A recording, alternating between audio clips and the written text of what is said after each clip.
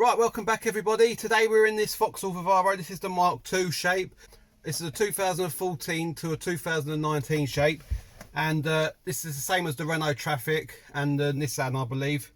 What we'll be doing today is we're putting an aftermarket radio in here, because this one, when I plug my phone into it, I can't actually listen to my music on it. So it does say media on it. Even when I plug it in with the built-in USB port, it just charges my phone. It doesn't actually play the music from the phone. So I have gone and bought today from Dynamic Sounds online. I bought the new fascia plate, and so we'll have a new one of these. The new one I've got is actually a black surround. It's not going to be the silver. So we'll be replacing that surround and this head unit. I've actually got a Pioneer Apple CarPlay stereo, and I've had that one since it come out brand new. That's been out about four or 5 years now. And I'm going to be using that. I've not got Apple, but it does work with me Android as well. So that's what's going to be going in here. So the only tools we need today to remove this is, I believe, you can either have a trim tool, or if you can just get your hands up behind here, and this should pull off. And then behind here, I believe there's 4 T20 screws just holding this head unit in. So if you can use a trim tool, but I think you can just get your hands up there and just pull that off like that, see? And it's just held in there with them spring clips there. And there's the 4 screws that I was on about. So I believe they're a T20. Yep, and that's a perfect fit. So we'll just take these out. And behind here, you'll just have your power cable and your antenna to unplug. And I say, with the fascia plate, I actually bought all the fitting cables as well, because this does have a steering wheel remote control as well. So I bought the patch lead as well for that.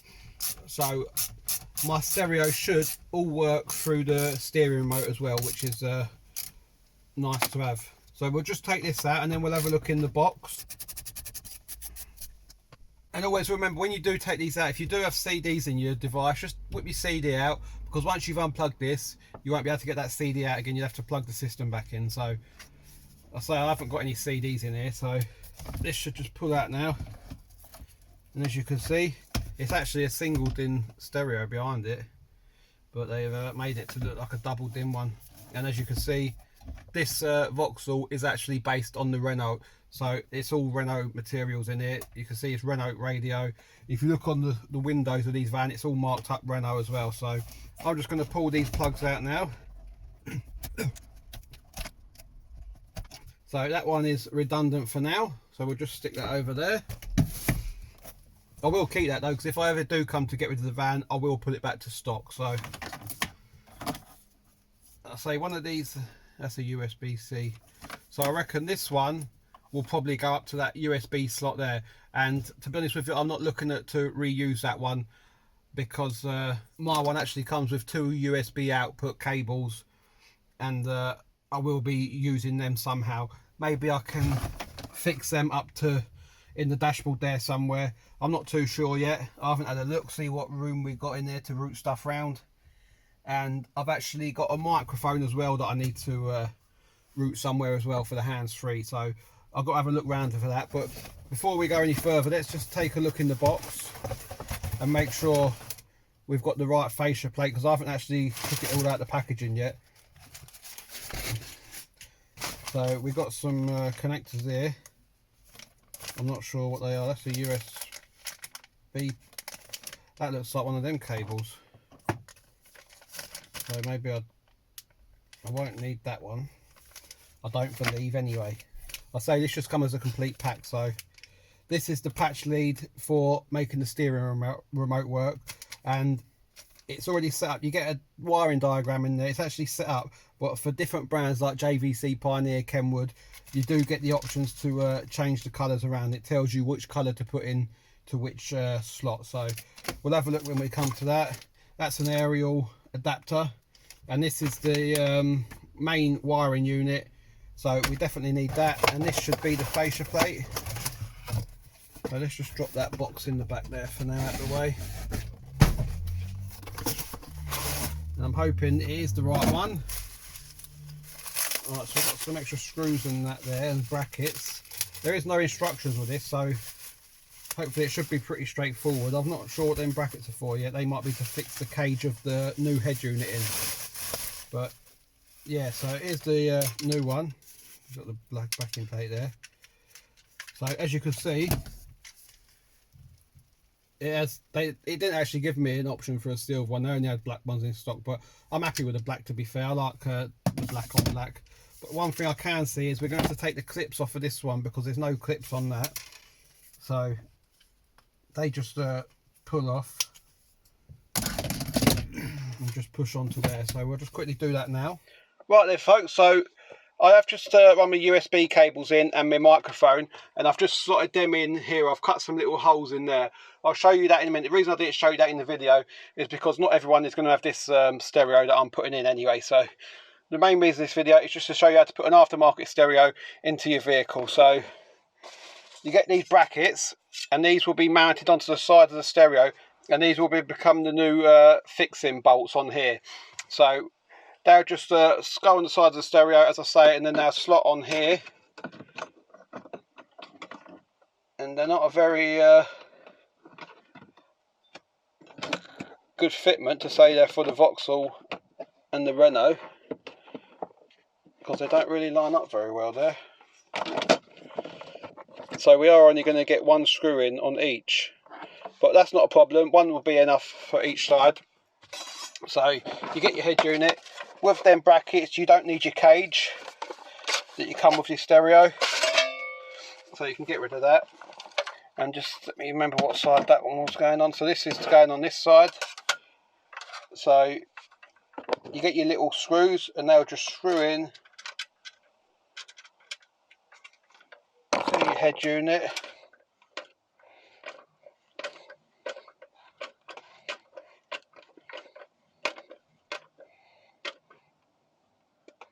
So we've got one in there. We only need two on each side. So then I'll stick another one just at the bottom on this side. So then we're going to be looking like that, just like the old head unit did. Same again on this side. So that is our bracket fitted now. So we can get our wiring. My original wiring is here that come with the stereo. So we'll just plug that one in first. And then you don't need to worry about these other wires here. It's just a matter of the block that you want to be worrying about. So we'll get our big patch lead.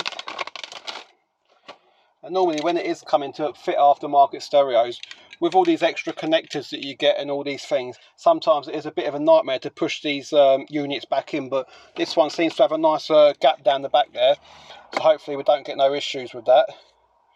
So what you do then is a pretty self-explanatory. This, you just pop your plugs in there. They can only go in one way. Make sure they clip in. That's that. Then you get your little patch lead. Again, this can only go on one side, so that will go on that side there. Let it click in again. You've got your two other leads there. We won't put them on yet. We'll get the other cables out first. We'll get the aerial connector out. Right, so with the aerial, we've actually got two plugs here the same. So I'm not too sure which one it is. They both look like antennas. So I'm not sure if it's a certain one we need to use. They both are aerial cables. So I'm just going to go and stick it in that one for now. You've got your aerial pushes into your socket there. I believe the blue one might be for a powered antenna if you have a powered aerial. So I'm not going to just do nothing with that yet. What else we got? We got this patch lead. And we need to take a look at this little bit of paper that comes with this to see if it's set up for our radio at the minute. So we're a Pioneer link 111 for Sony, LG and Pioneer. So we just need to plug the jack in because link 1 is link made already. So that is already made up for how we need it. So all we've got to do is plug this in our little black box. Just in there like that. and we only need to use the jack point. We don't need to worry about these leads. These are for other brands of stereo such as Kenwood, Alpine, Panasonic and JVC. So basically all your other brands and your Chinese brands. And then we'll just put that into the steering wheel remote key. So that is that done. So as you can see, we're starting to take shape now. It's pretty straightforward plug and play stuff, this. I don't need to use that USB one because we're not using that USB socket that's built in with the van. So what we'll do now is we can connect our microphone up, and that's just a connection up there like that. What else we got? We've got the two main plugs that come with it. That's the USB one, we don't need to know about that. Again, we'll just plug these in, and these plugs can only go in one way because they're different sizes, so you can't really mess this one up. So that is that in. What we got left, we've got our two USB plugs, so we can stick them in just up there like that. Aerial's connected, steering wheel remote is connected. I think we've got everything connected that we need. So I'm just going to stick the ignition on, and hopefully we get a bit of power on here, which we have done, so that is a great start. Obviously I won't be able to play nothing long because of the copyright, but we just want to make sure that we're loading up and doing everything that we can. So we'll just set that into English. Yep, next. So radio, because I just need to make sure that radio connection is on the right one. So we'll just seek a station,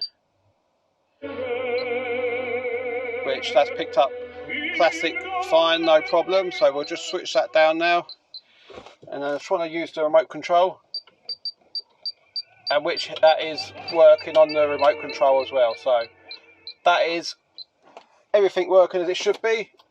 As you can see, I've got a picture of the kids on there. It's out on my other vehicle, this one. So we'll turn that off now.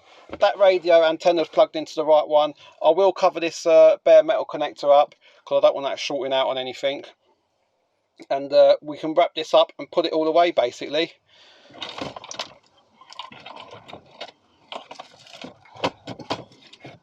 Right then, so now we can come back to refit these, which was our two screws, torque ones.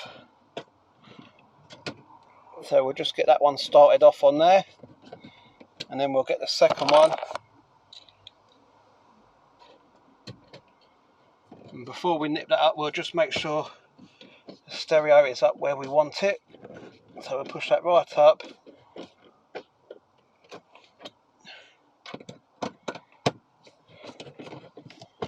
And again this side, so it's sitting level. And I say these two don't actually fit, so I'm just going to stick the screws back in there. I say in case we ever do come to refitting the original one back in, so the screws are there ready. So I'm hoping them little tabs don't affect us putting that other plate on. So this is our new one, upside down for starters.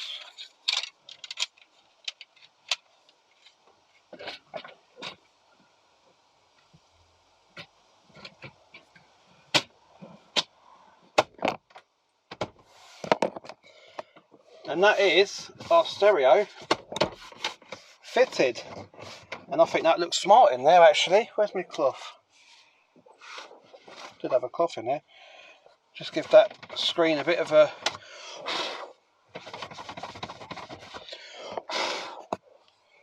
dust down. So as I say, I don't need that patch lead there for the USB because I'm not using that socket. Let me just show you what I did do with the sockets.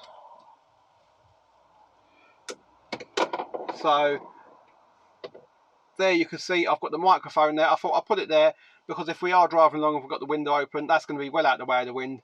And I've got two external USBs there to charge my phone or to have music on. And I do actually have a little USB there with a load of music on. So that will sit in there like that perfectly, and then I've still got a slot to charge my phone up or whatever if I want to use music off my phone as well. So that's excellent. So as you can see, that's really modernised this van from what we did have. So as you can see, that's what we did start with, and then we've come up with this one. Obviously this one doesn't take CDs, but who uses CDs in this day and age nowadays?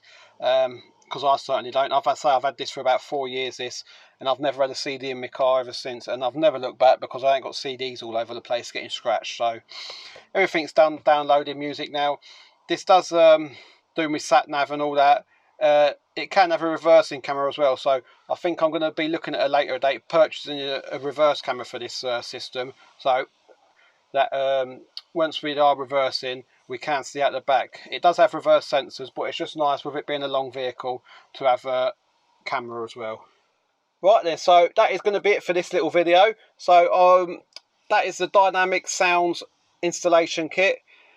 That comes with every lead you need. I say you can just buy the fascia. They're about 20 to 27 quid. I think you can get them from Amazon.